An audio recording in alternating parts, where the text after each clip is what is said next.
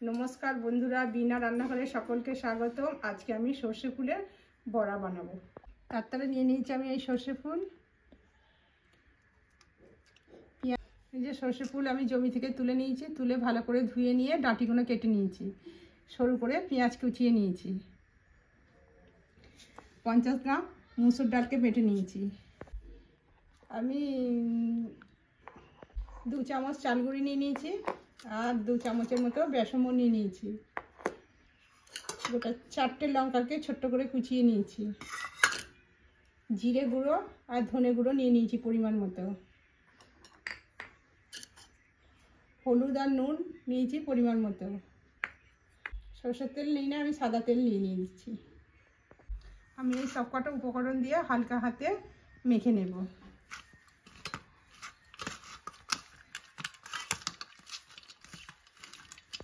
আমি বেসনটা দিয়ে দেব, চালের গুঁড়িটা দিয়ে দেব, ডাল বাটাটাও দিয়ে দেব, মুসুর ডাল বাটা দিয়ে আমি একটু হালকা হাতে মেখে নেব।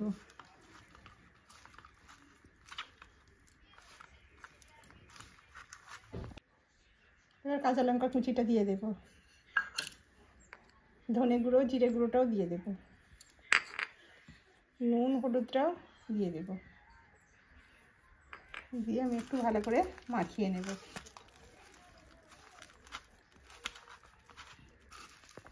ভালো করে মেখে নিয়েছি, এটা একটু চাপা দিয়ে রেখে দেব। আর এদিকে কড়াই আমি তেলটা গরম করতে দেব। এবার ঢাকা দিয়ে দিচ্ছি, ভালো করে মাখা হয়ে গেছে। কড়াইটা বসিয়ে দিয়েছি, এবার আমি তেল দিয়ে দেব।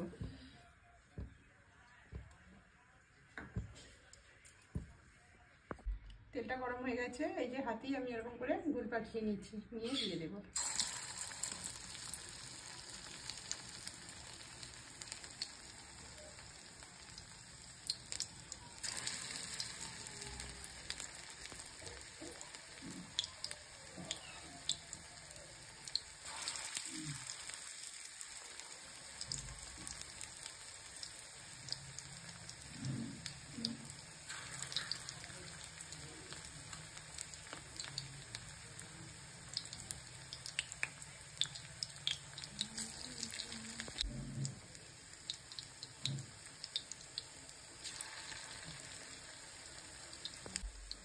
হয়ে গেলে উল্টে পাল্টে লাল করে ভেজে নেব।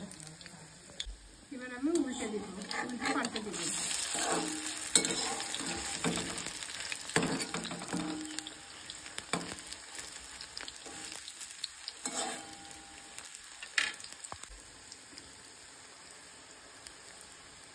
লাল লাল করে ভেজে নিয়েছি, এবার তুলে নেব।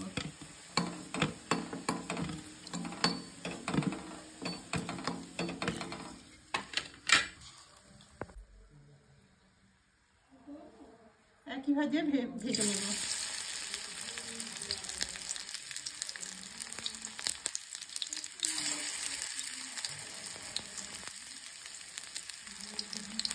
সব বড়াগুলো ভেজে নিয়েছি, আমি তুলে নেব।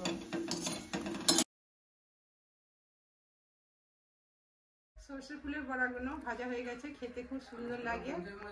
আমার ভিডিও আপনাদের যদি ভালো লাগে সাবস্ক্রাইব করে পাশে থাকবেন।